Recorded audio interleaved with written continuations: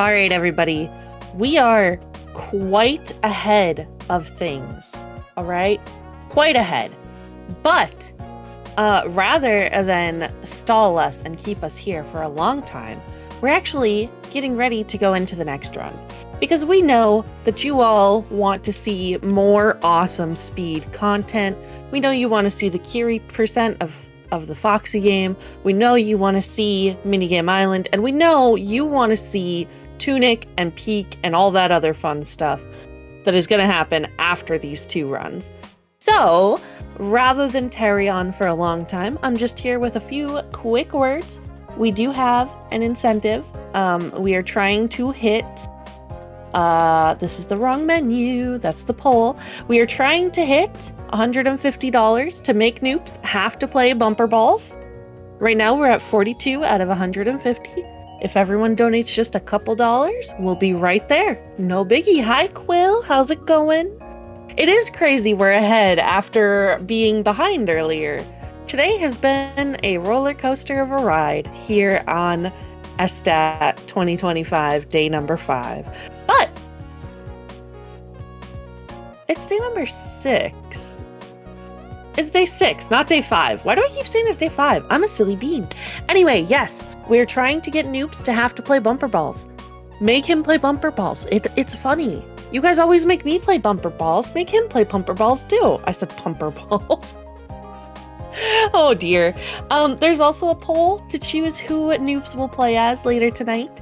Right now, Yoshi is winning, and Yoshi has a pretty good lead.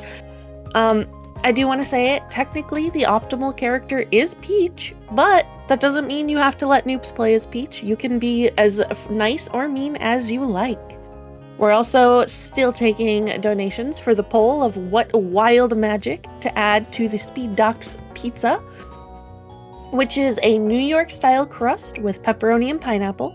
And right now, the winning option is extra sauce, followed by barbecue sauce and extra cheese. Onions and well done are taking up the rear here, but you know, they could still get it eventually. There's still time. You could make it happen, chat.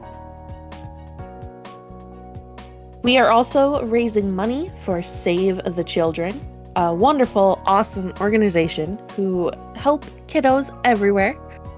And, you know, I was saying we're trying to reach 150 bucks and we're about 50 into it. So why don't we talk about what 100 bucks does with Save the Children real quick? You guys like reading? Because I love reading. And 100 bucks can buy and fill a whole bookshelf for kids who are living in poverty or in disaster zones or whatever other situation it may be, who may not own a single book, who may have lost their books, whatever it may be. 100 bucks, a whole new shelf full of books for them. It's a pretty big difference.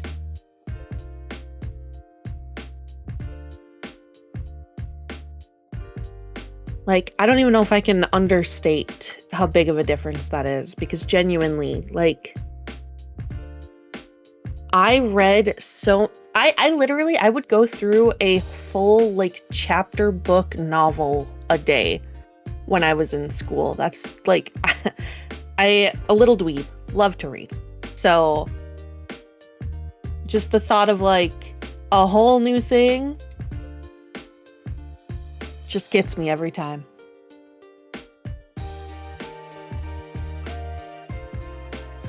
But yeah, we're also trying to reach $6,000 for CC to learn how to ride a bike. But hey, rather than me babbling, who is ready for the Fox game? Because I am, and I hope you are. So don't go touching that dial. We'll be right back after this.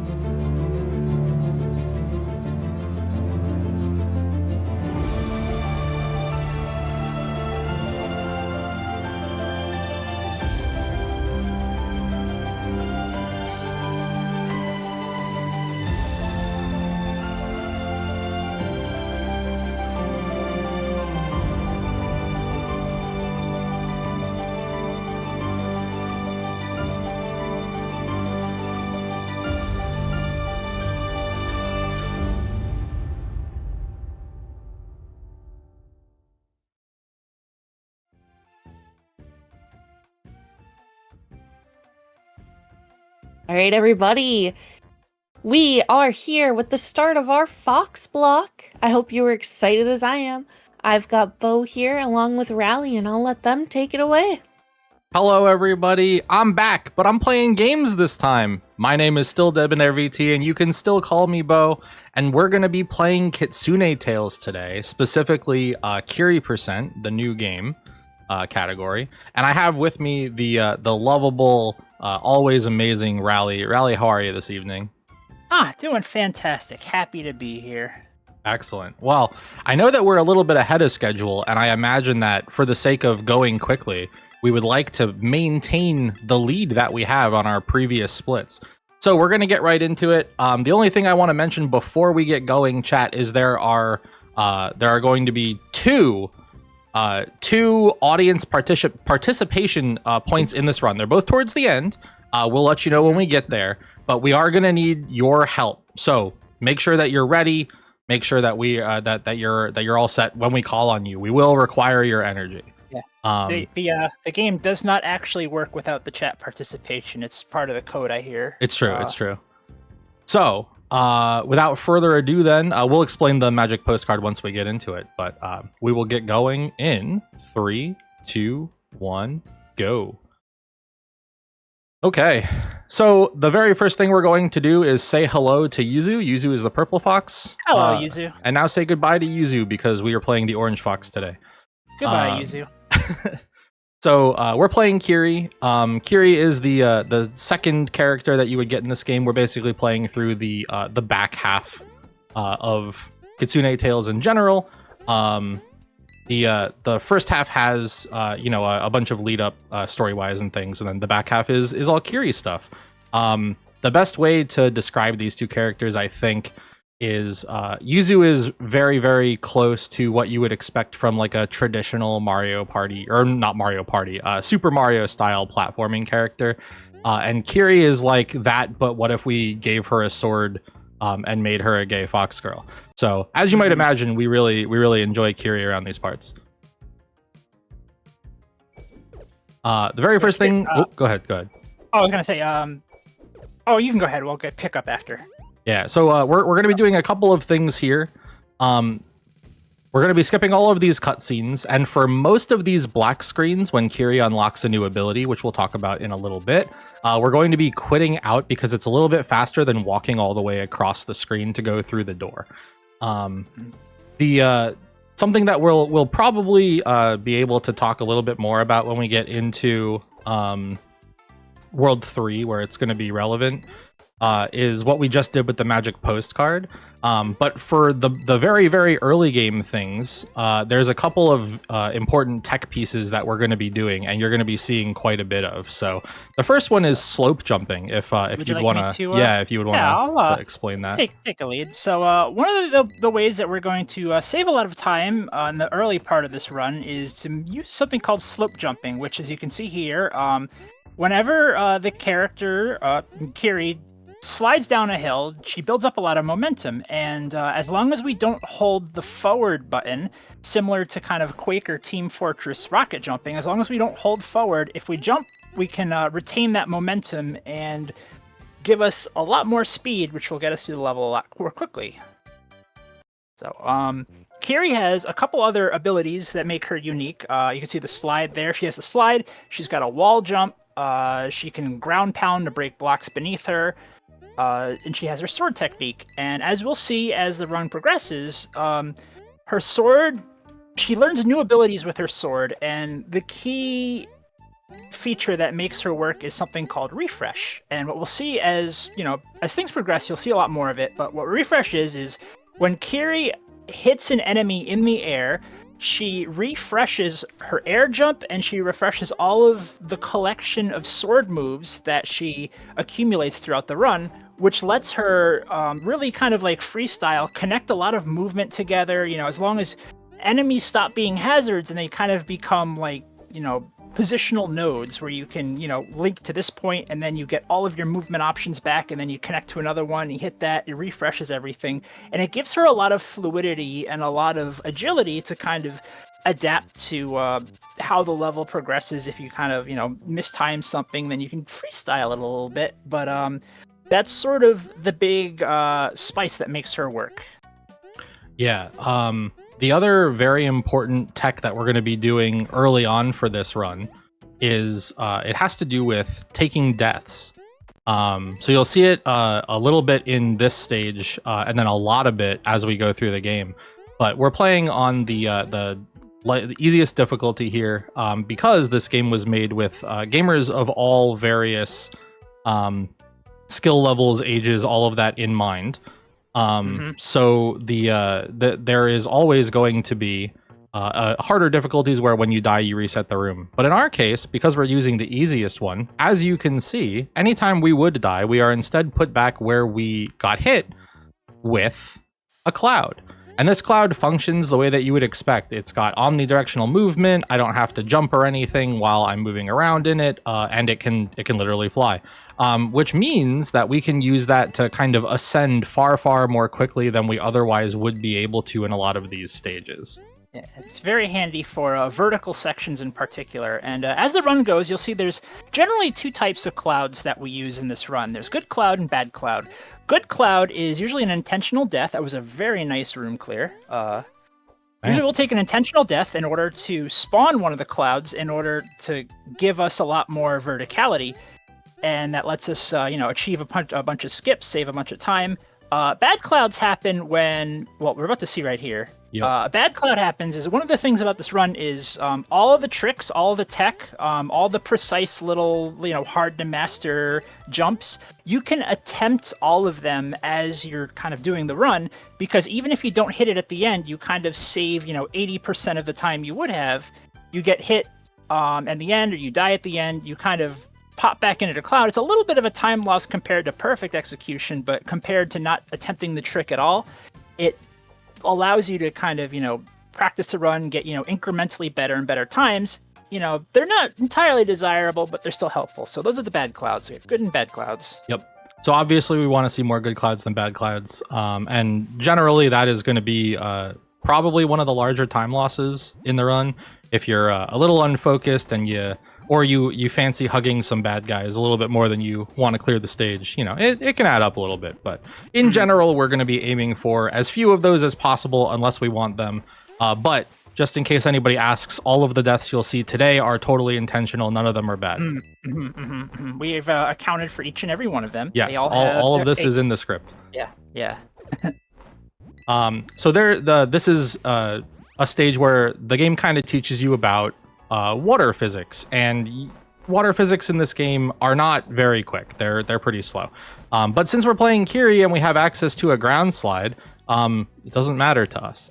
We can just always slide along the bottom of the lakes or rivers or what have you, and kind of maintain our very quick forward momentum. Yeah. Well, water tries to enforce its own physics, but Kiri doesn't care. She does what she wants. Kiri has special privileges granted to her by the sword. All right, so we're going to be meeting a very important person here. Everybody say hello to Montgomery. We're going to see him twice more throughout the run. And that is part of why we set up the magic postcard the way that we did. If you want to talk about that a little bit, that would be great. So, what Bo has done a lot of research into, how and why this works, and they don't know exactly why it works, but they know that for whatever reason, when you start a save file, you can customize your save file by, editing the magic postcard. You can, see the background colors. You could pick the border on it. You could pick the stamp. What they do is they set all the values to 1, so that every time they come through the game, they're going to play this kind of randomized, Mario-style, quick little mini-game, little game of chance. But by fiddling with the magic postcard, you can kind of tilt the chance in your favor and know what the outcome is ahead of time, which, if we want the reward for those events and we know the outcome ahead of time, it's basically free real estate. So playing with the magic postcard gives us access to certain items, which make our run through some of the later levels a lot easier. Yep, and we are going to be based on that, the knowledge that we do have, This is just the most consistent one that we've been able to find, and we are going to use the knowledge, our advanced knowledge of how these things are meant to work twice more in the run for some very important items that we'll need for some cool strats. But we'll get to that when we see Monty next. So we're about to get into our first Erin fight, and Erin is kind of an overworld boss where each time you run into her, Kiri unlocks a new swordsmanship ability. Basically, in the actual story, Erin is kind of our teacher. She's the one that teaches Kiri how to do all the sword things. And the bad guy who is employing Erin is a bad guy, as you may have guessed from that descriptor, and wants to mess with Kiri. But Erin doesn't want to, because, I mean, how could you want to mess with this girl? So Erin says to us, hey, just so you know, we have to fight now because it's my job. But don't worry, because I'll defeat you using this ability. You should watch really carefully at what I'm going to do for no particular reason. And so every time we defeat her, it's kind of like she's taking the L so that we can learn a new power. So we really like Erin in this run. Yeah, she is a little bit of a tragic figure, but you should definitely, a casual playthrough, give it a shot. You'll learn a lot about her. Maybe you love the characters as well. But what we're doing here is Bo is taking advantage of a string of good clouds. So this is a vertical level. It's really fun to run through, but what Bo has is a very tightly routed timing on these moving block cycles. So what they do is they take the cloud, they squish themselves into the wall, and there's a little bit of leniency when you're in the wall, so it doesn't like get you stuck and soft locked. If you hit the timing just right, you can kind of chain all of those good clouds together, ride through the wall a little bit, and get all the way to the top at like the very last possible moment if you route it just right. Yeah, it's pretty tight. But yeah, getting smushed while on this difficulty gives you it just removes your collision entirely. So you can swim through walls, you can fly everywhere, and as you might imagine, being able to just no clip through an entire 2D platformer stage with omnidirectional movement is extremely helpful. So this is the first Erin fight. This is one of the easier ones. But they all end up being pretty much the same after we acquire the ability that we're going to get right here. Basically, Erin is going to only use one ability at a time while we fight her, and then each time we learn an ability, the next fight she'll kind of level up and have another one to fight us with. But we figured out how to kind of restrict her AI to only do one thing. So as a result of that, we can kind of take it really easy with those fights. Oh, that was a little too slow. Almost had the line. Got caught by the monkey shines. Oh, they got you today. They got my number. Well, so one of the other things we're going to be doing a couple of times in the game is we're going to be using items from our inventory. You saw it a little bit in one of the previous stages, and you're going to see it a few more times as we go. But this is another perk that the difficulty we're playing on can give us. So we have access to basically everything that we've picked up along the way, and we're going to be doing some. We're not going to use every item, but we are going to use the ones that are very specifically helpful to us. So in that case, we used a little taiyaki, which is a pasty fish. It's not really fish; it's like shaped like a fish, but it's kind of a pancake. But in any case, when you die with that equipped, it gives you a much longer cloud, so we can use it to ascend that vertical section way easier than trying to climb it normally. And we're gonna be doing a couple of other fun item tricks like that as the game goes on. This room. Oh, sorry. I think we're gonna say the same thing. Yeah. Oh yeah. This room's a pretty good example of how Kiri's refresh ability works. Like that was really well done. You can see the way like hitting an enemy refreshes your air jump, and it refreshes all of your attacks and your movement abilities. We only have like the one movement ability right now, but it's sort of the game's version of like, the Mario 3 has like the raccoon tail, and then you've got Super Mario World that has the cape. Well, Kitsune Tails has a sword, and that is how we do a lot of flying. Is it's kind of like, there's a lot of precision to it, but there's also a lot of just freedom. So yeah, you we're gonna can. be- There's a yeah. lot of player expression in this half of the game for sure. You can kind of freestyle a lot of these stages. Some of them, you can choreograph to your heart's content because the cycles are always the same. But generally speaking, if you get into the middle of a level and you get hit with a GDQ moment where that's never happened before, you can kind of like navigate your way through it without worrying too much about what that's going to actually look like on the other side, which is a huge strength of the game. So this is another room. Real quick. Go ahead. I was gonna say real quick, could I pop in here? Yeah, absolutely. All right. We got a $50 donation from Anonymous. And Let's all it go. says is "Nyeh." Oh, let's go. That's Which is sinister. a little ominous. It went towards extra sauce on the pizza and towards upgrading Mario Party to 100%, which I'm told, because we're so far ahead of schedule, got a slight adjustment and is now only $10 away. Ooh, definitely get 100%. I was already looking to Mario Party 1, y'all, but seeing all of Mario Party 1 sounds fabulous. So I get to see bumper balls. Bumper balls. Excellent stuff. Well, thank you, kind masked hero. Yeah, thank you very much. With your sinister laugh. All right, so we're moving into World 3 here. This is kind of where the game is going to open up. We're going to receive our first usage of what we set up with the magic postcard right after this stage, in fact. And we're also going to get the second major part of our movement kit, which is going to be a vertical movement tool after we fight Aaron here. So as you can see, we can kind of just get across most stages by doing our blade dash sideways. It puts a hitbox in front of us. It moves us at a set speed. You can chain them together. It's very, very nice. And now we're going to do the Monty Hall problem. Very exciting. Except we're not going to do the Monty Hall problem. Yeah, didn't you do that kind of you didn't do it the way you're supposed to. Yeah, you're supposed to switch normally.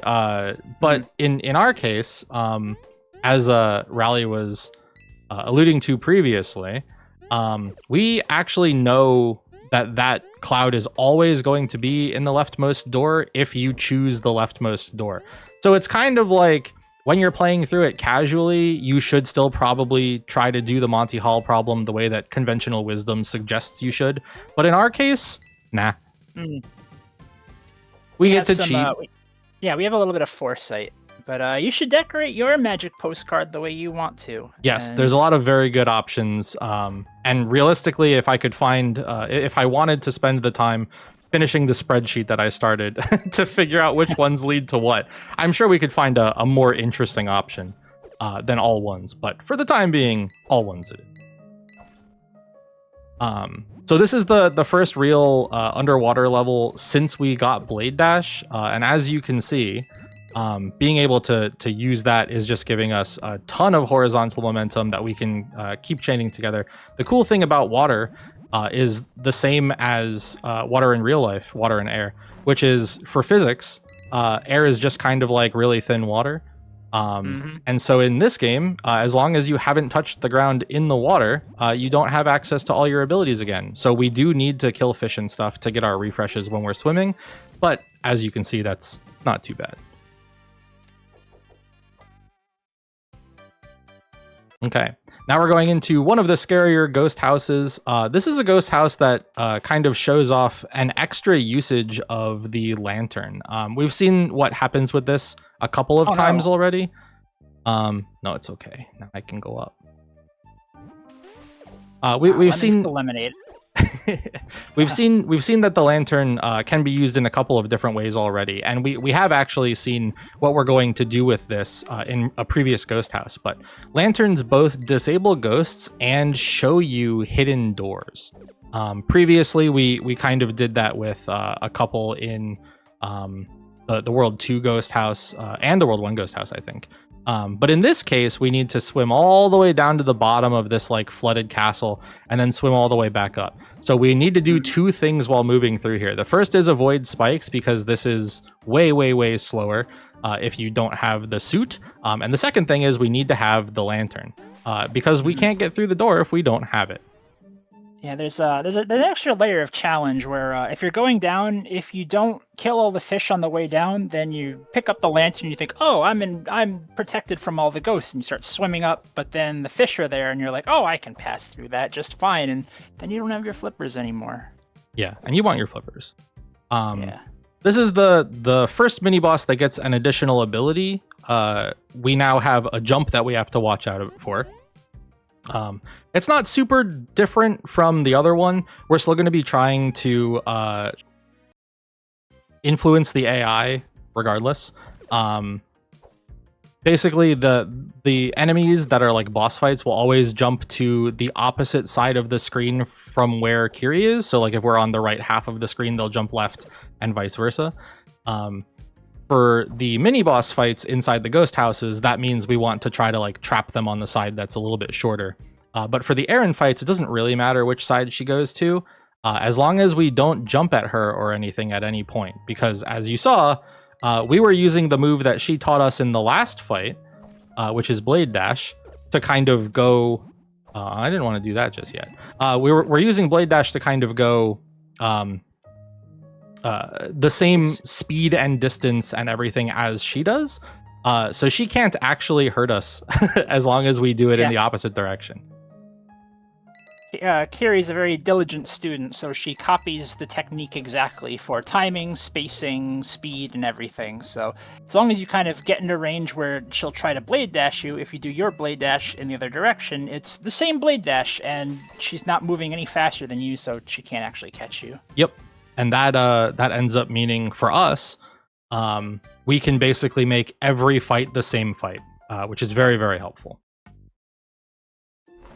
Let's see. There's not a ton going on in 3.6, so this would be a great time for shouting out the charity or reading anything that you gotta read, Kit.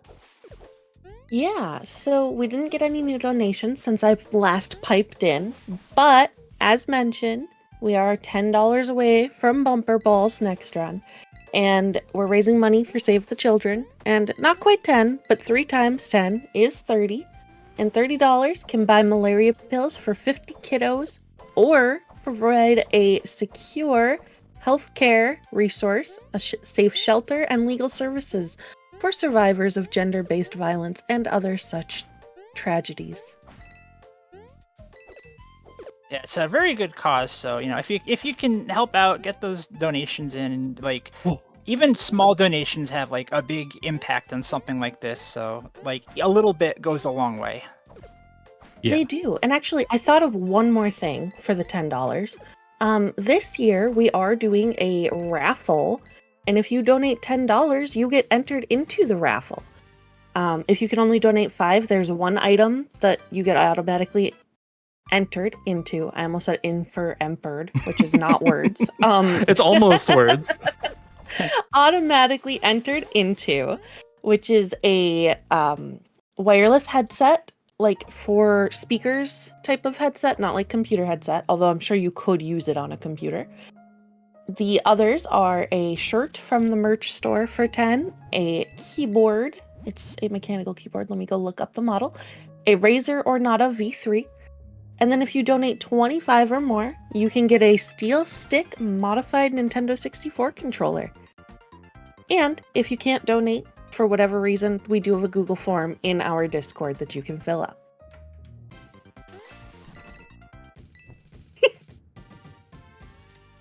I'm sorry.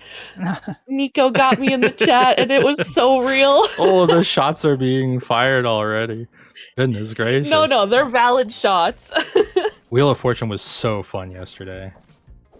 It was a blast, but oh golly, do I not know people. It'd be like that. All right. Well, we are moving into thank you. We're moving into World 4. This is the ice world here. There are, as you would imagine from an ice world, ice physics. We are going to try our best to just not deal with them at any point. And because of our movement skills, that is going to be far easier than it may sound. Because we can always just keep resetting our jumps, etc., etc., and we never really have to worry about we don't have to worry about touching the ice, which means we don't have to deal with Yeah. many ice physics at all, which is very handy. Simply fly. Just fly over your problems. Speaking of flying, This is one of similar to one of the levels we saw before. This is one of the ascent levels that we don't skip with the cloud because actually doing a lot of the routing and moving from jump to jump is really quick. It's also a lot of fun. This is honestly one of the ones where you can kind of like freestyle it real easy. Like all the wall jumps and like the beetles and the enemies are all positioned where you can just, if you hit it just right, you just flow straight up this level, and it's lovely. oh, There we go. I didn't have the jump I wanted there. Yeah. It's all good. Yeah, 4.2 and the second screen in 3.7 are both like, or 3.6 are both like that. They're very, very cool. And now we have a screen that is the exact opposite. This is it's an auto scroller. You gotta touch these buttons to make the floor and the ceiling move up and down. And even with our no clip ability, there's not really a way to make this go any faster, or at least nothing that I've found yet. But if anyone wants to try to figure out how to make this a little bit nicer, please, I'm begging you. Oh, they've been trying to crack this nut for a long time, and Over a year now. Yeah, they could use the help. So, if you're interested in, the game at all and you want to start like looking for, a problem to solve, 4.3 is a problem that needs a solution. Yes. 4.4, however, is beautiful. Mm-hmm. Well, the half of it you can see. Yeah. Yeah. This is a really cool use of the lantern tech that we already kind of went over, because the lanterns kind of can show you stuff that doesn't exist. The way that this stage was built was with that in mind. So we have, we have the pleasure now of kind of staring at the right half of the screen or the top half in the last screen, and then trying to ascend this way without being able to see where we're at. This is a lot more difficult when you can't always move up or jump off the walls or go horizontally to kind of save yourself. So for Yuzu, it's a little tougher. Although those skeletons in there do give you clouds. Not that I've been trying to route that at all or anything. But we can cheat it a little bit with Yuzu, but it's far easier to cheat it with Kiri.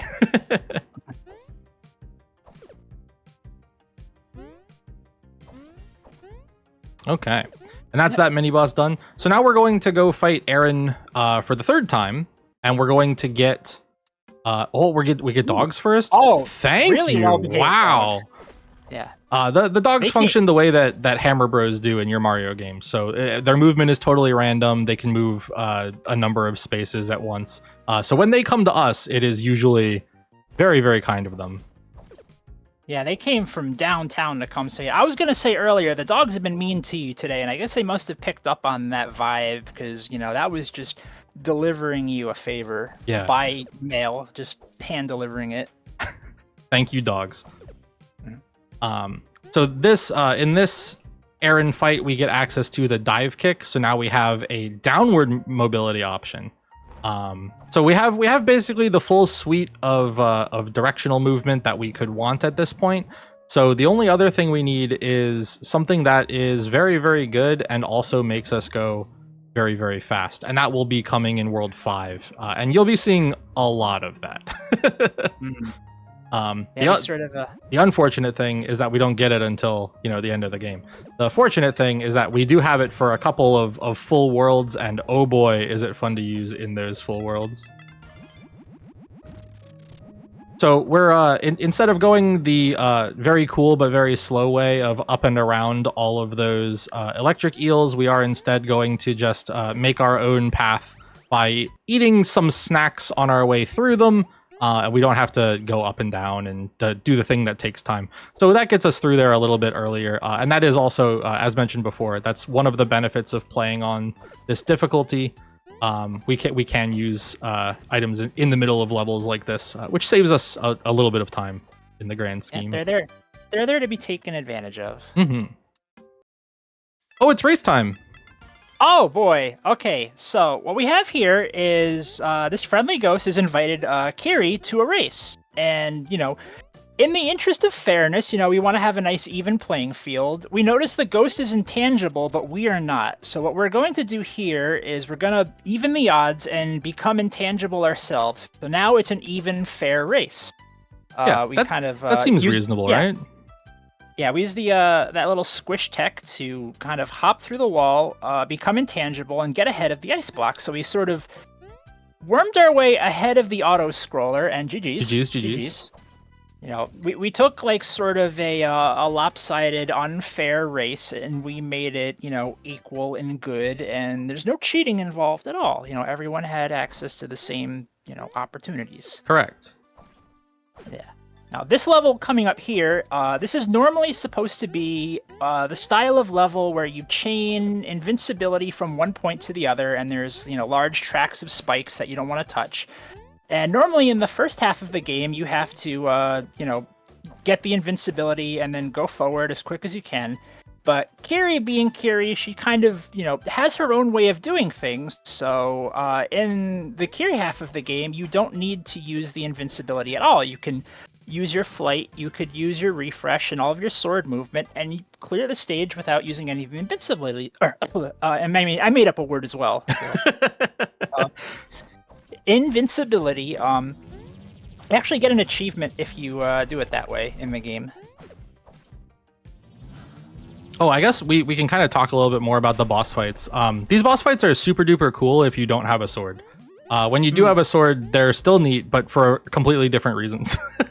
Yeah, the Guardians are, in the story, the Guardians kind of like, they have like a respected, revered position. They control access to, elemental keys and, elemental attunement. They're worthy of respect, but Kiri is kind of adjacent to manners. So she's very, has her own way of doing things, and she's on a bit of a schedule. So, we sort of cut to the point, and it's easy to do that because we have a sword. So cutting is very well within our affinities. Yeah. So yeah, now we're into World 5. World 5 is the air world. This is also the last time that we're really going to be messing with slope jumps with Kiri. Basically, after this stage, the next time we have an opportunity to do something like that, it is going to be with the other movement tool that we're going to get in a little bit here. So 5.2 is a great showcase of how you can kind of freestyle your refresh movement. Normally in this stage, you would be following, or there would be a chain of cranes that you're kind of following, which you can ride on. And you have to kind of stick with them as things progress, because that gives you they end up being your platforms. Kiri, though, can kind of just do all of the things that we've been mentioning, chaining together all of the side dashes and the upwards and all of that stuff. So we don't really need to mess with too much of the. We don't have to see the cranes at all generally, but this is a very cool example. Example's a good word of how that all works. This is Monty 2 Electric Boogaloo, except this time we're going to play the game properly, but not because we don't know, it's because we do know. Yeah, just we know that one door is close to us, and then switching is good. So we'll switch, take advantage of Montgomery's boundless generosity, and this level here is normally a bit of an auto scroller where there's a platform that kind of weaves up and down through this treacherous mountain range, and you have to kind of stick to the platform while dodging the hazards. For the sake of expedience, we hop on this cloud, and in older versions of the route, we'd have to route 999 coins to buy the cloud to do this, and as you can see, we have 827, so taking advantage of Montgomery's generosity saves us a bit of time, so we don't have to worry about those clouds. In older and kind of like recent versions of the run, we used to use the cloud on this screen too, but we found out that it's a few seconds faster to just take advantage of Kiri's movement. As long as you maintain key speed in the top right there, your movement and your momentum is sufficient that this jump here, you can clear it all and chain all your moves together, and you don't need the cloud. So it's a little bit faster, and it looks a lot more cool. This game is so cool. I really like this game. If that wasn't clear. Now we're going into 5.4. This is the Air World Ghost House.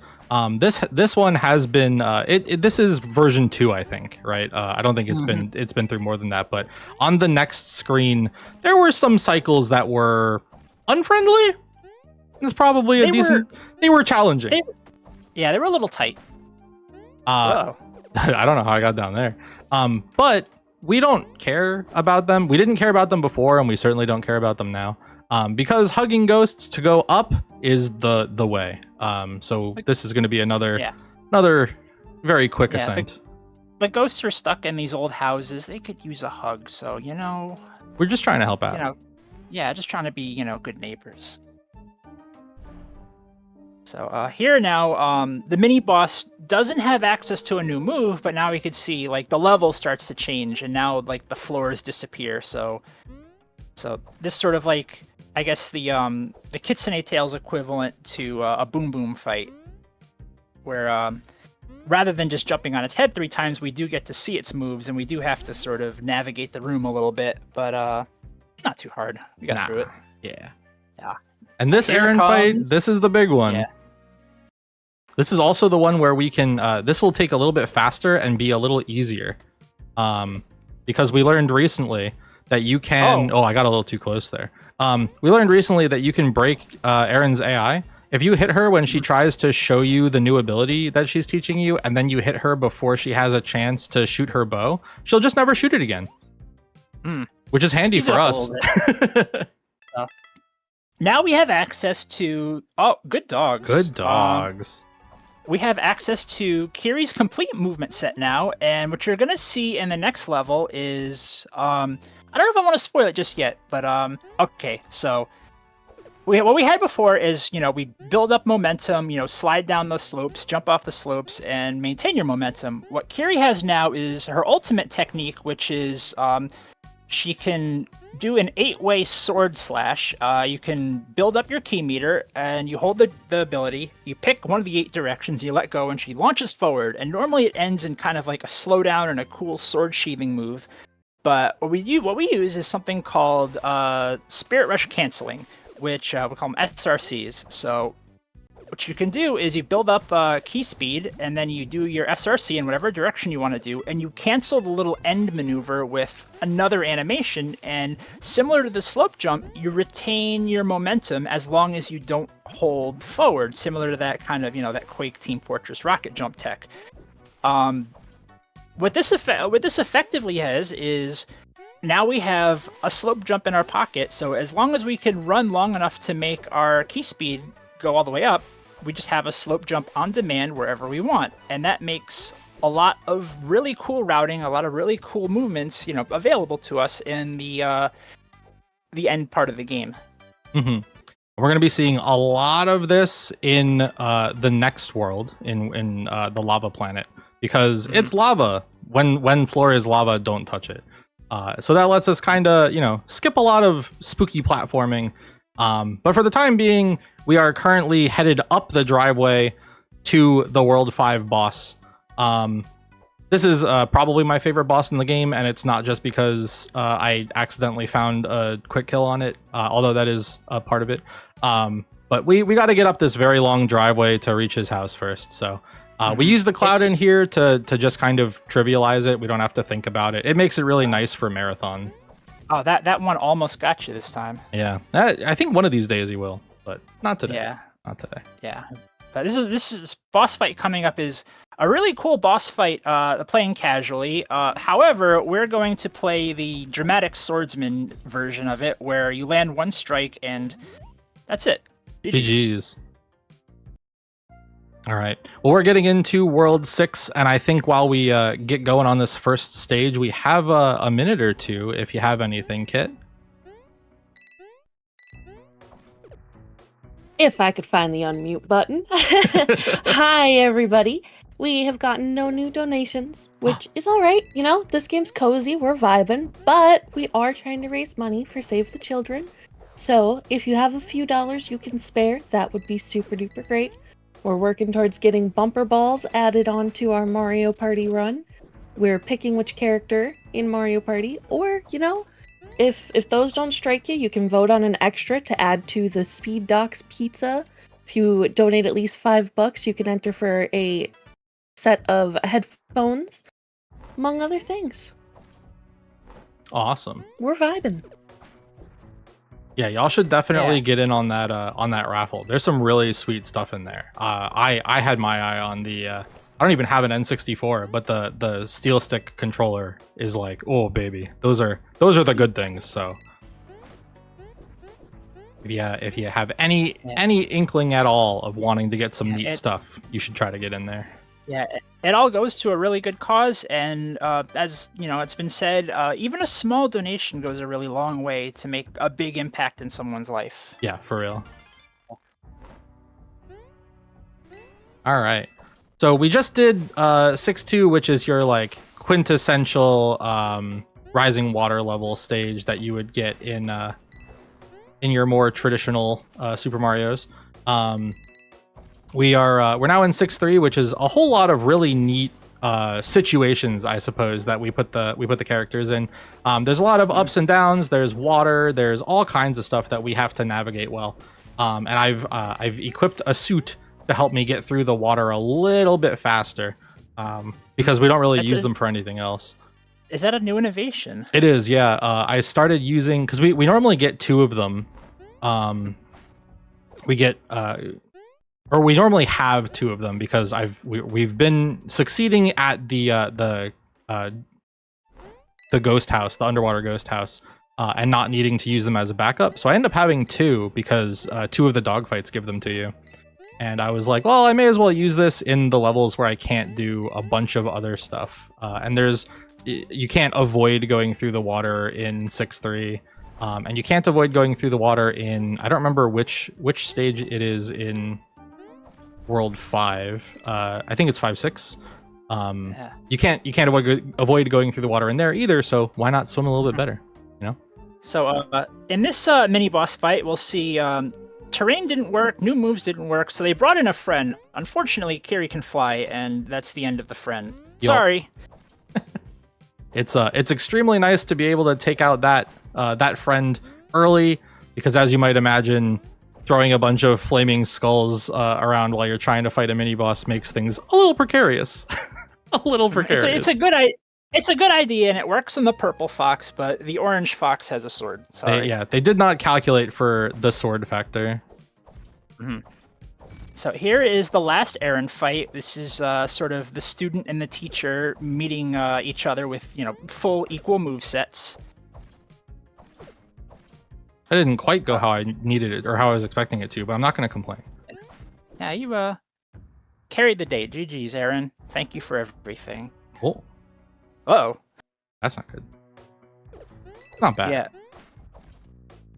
Yeah, it's one notable detail is Kiri has access to all of her sword moves as long as she's not crouching when she jumps. So if you sort of hold the down button when you jump a little bit too long and you end up crouch jumping, then you're sort of like, uh-oh, SpaghettiOs, and then you fall in the lava. And not that we know anyone that would have happened to recently or anything.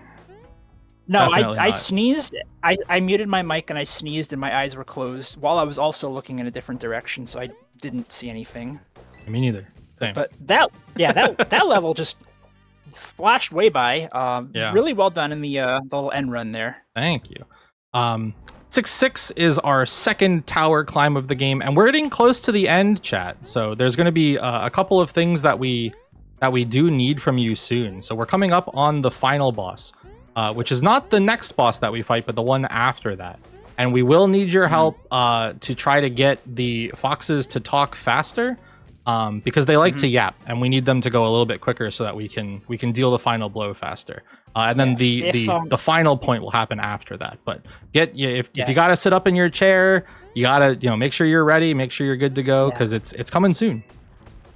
Yeah, but also what's coming up soon is just in case maybe you haven't played this game yet, you might want to pick it up and give it a casual run. This is the last full level in the game. It's long, it's a little tricky, but we got a little bit of a secret we can share with you. You know, you got to kind of keep it between us. You know, between all the people here. Don't want to let it out of the bag too much. But you see, there's a whole lot of level here. If you watch the fox really carefully and you just keep your eye on her, keep that to yourself. Yeah, don't tell anybody about that. Wasn't that a great level, chat? Wasn't that a really cool long level that we completed all of? I think so. Yeah, all of the jumping was very difficult, but you mastered it. You hit all of them just beautifully. Well done. Thank you, thank you. And now we're on the last world boss of the game. Oh no, things are not going to plan. Oh no. Maybe it's okay. It's okay. All right. Yeah, you got a little slope jump in your pocket, so you could figure it out. Whew, we got there. Okay, chat. We're going into the final boss now. So, everybody, remember when we said goodbye to Yuzu? Say hello to Yuzu. Hi, Yuzu. We're gonna play Yuzu for the first half of this fight, and then we're gonna cheat the second half of the fight, like a lot.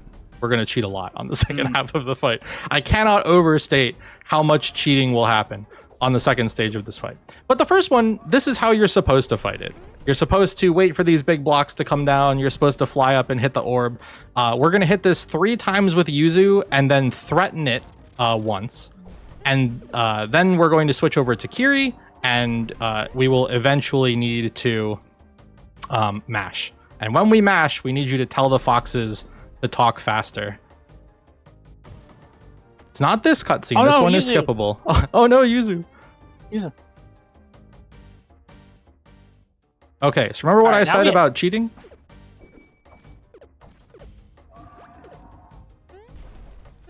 Those rocks can be treacherous, but They can.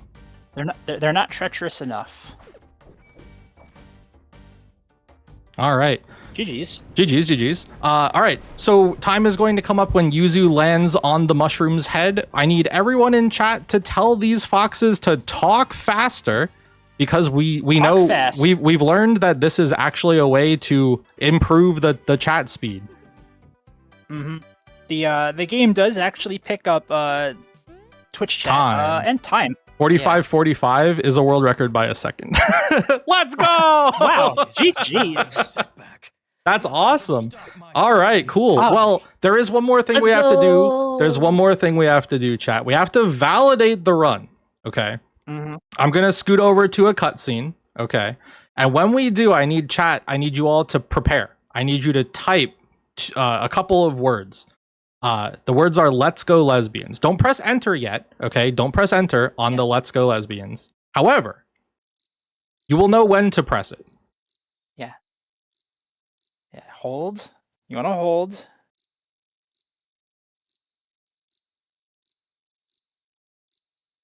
Not yet, potato. Yeah, not yet.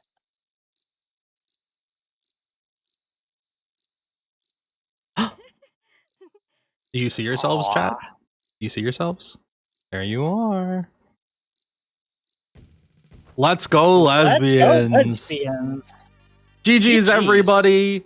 Thank you for coming and hanging out for the Funny Fox game. The first of 2 Funny Fox games, in fact. I know there's going to be another one. Not the next one, but the one after. It's another Funny Fox game, another orange fox with swords, so stick around for that. Yeah, I mean, I love this game. There's not really I don't think I can drive that home anymore than I already have. It's really cool. The speed run for both halves of the game is super sick. It's really easy to pick up. Like, please give this game a try. It's just over a year old now, right? It came out August 1st, 24. Yep, it's as you can see, like you can try all the tech, and if you get like 80% of the way there, you just mastery is trying again. The next world record could be yours. It's true. You saw how easy it was, chat. You can just do it by a second. And you'll be good. You'll be good. Yeah. Come take the crown. But yeah. I guess for shoutouts, big ups to the whole SDAT team. If you've been around for all the weekends, you'll know I've been doing hosting shifts, helping out. So I super appreciate getting the opportunity to do that. It's been a lot of fun, and I can definitely see myself volunteering for other events in the future, because it's been so cool to be more involved in something than just showing up to run a game, which is already something like that I'm thankful for in and of itself, but getting to do everything is really neat. So huge thanks to SDAT in general for having us for this game, for the host shifts and everything. And then big shout outs to the binary breakers mentioned. Y'all know who you are. And the rowdy boys. As always, I appreciate y'all putting up with me and sticking up for me when all this stuff goes on. It's real cool to see everybody come out and hang out. With you. Oh, and I I also I do stream on Twitch. It's currently I'm not streaming as much because some real life scheduling is getting figured out. However, you can find me on Mondays and Fridays over at twitch.tv/debonairvt. The same way that you see it on the screen right now. I'm also on YouTube, although I don't make any real like scripted content or anything. It's kind of just runs that I've been doing. But I speedrun this game. I've recently picked up Splatterhouse Wanpaku Graffiti, which I ran last weekend at this event, which was cool as like a first run for that game. So and I've got a couple more on the books that I want to get going, but starting this week I'm going to be putting some time into Purple Fox route in this game. So if you want to see what the other half of the game looks like, come hang out, come chill. All right. With that, other than saying thank you to Bo and to Rally, because that was a great run, hype on the world record, we're going to go cut to a break. We'll be back with, you heard it here first. I'm spoiling a little. We got bumper balls. Let's go bumper Let's balls. go.